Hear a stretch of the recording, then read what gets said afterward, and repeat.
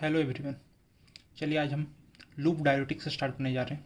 Loop diuretics का मतलब ही सीधा सीधा ये होता है, वैसे ड्रग्स जो कि डायलिसिस करवा रहे हैं और लूप ऑफ हेनले पे काम कर रहा है। लूप ऑफ हेनले नेफ्रॉन का पार्ट है, जैसे कि मैंने पिछले वीडियो लेक्चर में बताया था। आपका अगर ये नेफ्रॉन का पूरा स्ट्रक्चर देखते हैं तो आपका ये हो गया, आपका हो जाता है पीसीटी। पीसीटी से बाद यहाँ से आपका लूप ऑफ हेनले शुरू होता है। लूप ऑफ हेनले यहाँ तक आ जाता है। ये पार्ट आपका डीसीटी हो गया एंड ये पार्ट आपका कलेक्टिंग डक्ट हो गया। तो लूप ऑफ हेनले में दो चीज़ें होती हैं, एक होता है थिन लिम्ब और एक होता है थिक लिम्ब। ये जो आप देख रहे हैं ये आपका थिन लिम्ब है और यहाँ से आपका ये जो है ये थिक लिम्ब है। तो ये जो लूप डायरेटिक्स होते हैं वो मेनली थिक लिम्ब पे काम करते हैं, थिन लिम्ब पे काम नहीं करते, क्योंकि थिन लिम्ब जो होता है वो मेनली वाटर से रिलेटेड होता है। यहाँ पे ये ड्रग्स कोई इफेक्टिव नहीं होते, इसलिए लूप डायरेटिक्स का जो मेन साइट ऑफ एक्शन है वो आपका साइट ऑफ एक्शन क्या होता है, thick limb of loop of Henle. चलिए सबसे पहले अपन इसका नॉर्मल फिजियोलॉजी देखते हैं कि जो थिक लिम्ब पे होता क्या चीज़ है एक्चुअली में। उसके बाद देखेंगे कि ये ड्रग्स काम कैसे करते हैं। एक्चुअली जो थिक लिम्ब पे रीअब्जॉर्प्शन का जो चीज़ हो, रीअब्जॉर्प्शन जो होता है वो आपका सोडियम पोटेशियम क्लोराइड को ट्रांसपोर्टर के थ्रू होता है। सोडियम पोटेशियम क्लोराइड एक्चुअली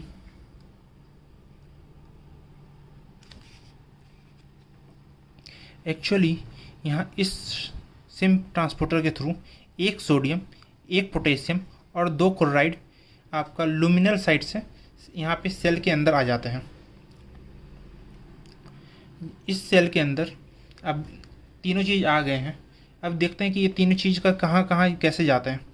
तो आपका सोडियम जो होता है वो आपके बेसोलेटर साइड पे, ये आपका लुमिनल साइड हो जाता है इसका, ये आपका बेसल साइड और ये लेटरल साइड।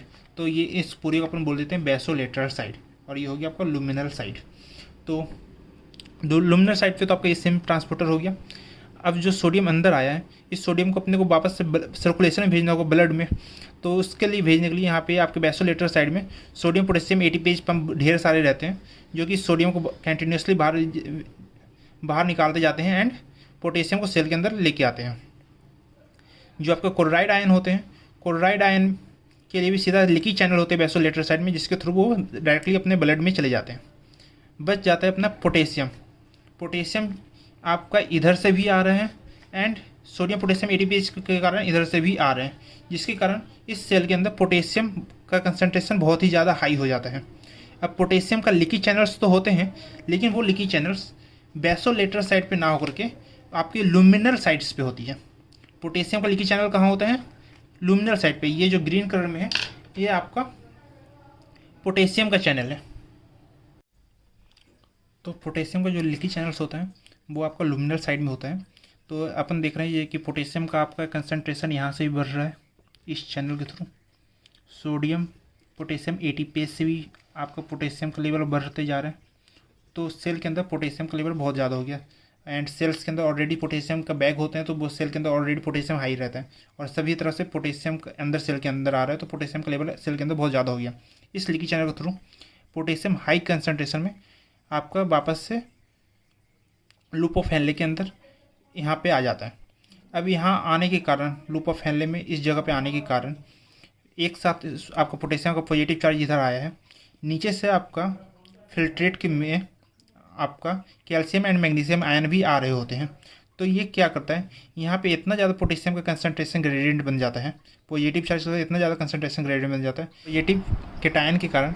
ये जो आपके केटायन होते हैं कैल्शियम एंड मैग्नीशियम, ये यहाँ पे सेल के अंदर जाने लगते हैं, मतलब कि दोनों एक दूसरे को रिपेल कर रहे हैं।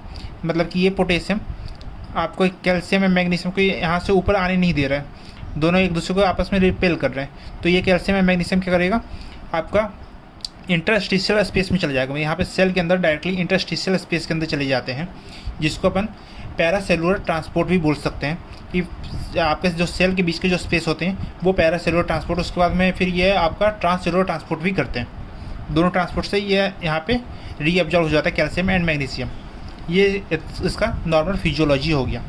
अब अपन देखते हैं कि जब अपन ड्रग देंगे, लूप डायरेटिक्स जो ड्रग होता है वो अगर देते हैं तो क्या होता है। जब लूप डायरेटिक्स ड्रग दे दिए तो वो ड्रग्स जो होता है इस चैनल को आपको ब्लॉक कर देता है, मतलब कि सोडियम का इन्फ्लक्स नहीं होगा, पोटेशियम का नहीं होगा, क्लोराइड का इन्फ्लक्स सेल के अंदर यहाँ पे रीअब्जॉर्ब नहीं हो पाएगा। जो आपका ये सब रीअब्जॉर्ब यहाँ पे नहीं हो पाएंगे तो मतलब ये सीधा एक्सक्रीट होने लगेगा, मतलब कि आपको सोडियम का लॉस हो जाएगा, पोटेशियम का लॉस हो जाएगा, क्लोराइड का लॉस हो जाएगा, जो कि यहाँ पे रीअब्जॉर्ब हो रहे हैं। साथ ही साथ आपका ये जो कैल्शियम मैग्नीशियम जो आ रहा था वो तो यहाँ पे इस पोटेशियम के कारण से यहाँ सेल के अंदर जा रहा था, बट जब पोटेशियम का खुद लॉस हो जा रहे हैं तो ये जो कैल्शियम मैग्नीशियम जो यहाँ नीचे से आ रहा है साथ ही साथ इसका भी लॉस हो जाएगा। तो चलिए अब हम लूप डायरेटिक्स का मतलब यूज एंड साथ ही साथ उसका साइड इफ़ेक्ट्स देखते हैं। जो अपना यूज होता है मतलब ये एक तो ये डायलिसिस करवा रहा है, डायलिसिस में मतलब ये नाइट्रोयूरेटिक्स सोडियम को लॉस करवा रहा है, कैलियूरेटिक्स पोटेशियम को लॉस करवा रहा है, साथ ही साथ ये क्लोराइड का भी लॉस करवा रहा है, कैल्शियम का लॉस करवा रहा है, मैग्नीशियम का लॉस करवा रहा है, मैग्नीयूरेटिक्स बोलते हैं।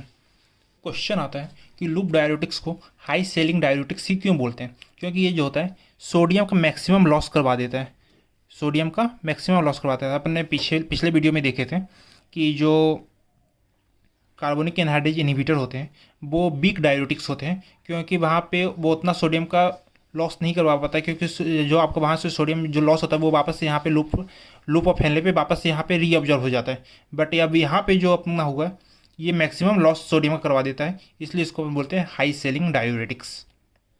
साथ ही साथ आपका ये जो लूप डायरेटिक्स होता है वो वीक कार्बोनिक एनहाइड्रेज इनहिबिटर भी इफेक्ट भी शो करता है। साइड इफेक्ट देखें तो ये मैग्नीसीमिया करवा देगा, मतलब कि ब्लड के अंदर मैग्नीशियम का लेवल को कम कर देगा। साथ ही साथ में ये हाइपोकैलेमिया करवा देगा, ब्लड में पोटेशियम का लेवल कम कर देगा। जब ब्लड में पोटेशियम का लेवल कम होता है उसके कारण क्या होता है कि ब्लड में ग्लूकोज का लेवल, लिपिड का लेवल बढ़ जाता है, जिसके कारण हाइपरग्लाइसीमिया, हाइपरलिपिडीमिया हो जाता है। साथ ही साथ ये कैल्शियम का लॉस करवा रहा है, तो जब कैल्शियम का लॉस यहाँ पे ये करवा रहा है तो ये हाइपर कैल्सी यूरिन में आपका कैल्शियम का लेवल बढ़ा रहा है, तो हाइपर कैल्सी यूरिया होता है, जिसके कारण यहाँ पे आपका नेफ्रोलिथियासिस होने का खतरा रहता है। अगर बॉडी के अंदर हाइपर कैल्सीमिया है, मतलब कि बॉडी के अंदर ब्लड के अंदर आपका कैल्शियम का लेवल बढ़ा हुआ है, देन आप इस ड्रग्स को देंगे तो आपको बेनिफिट मिलेगा। ये इसका यूज भी है।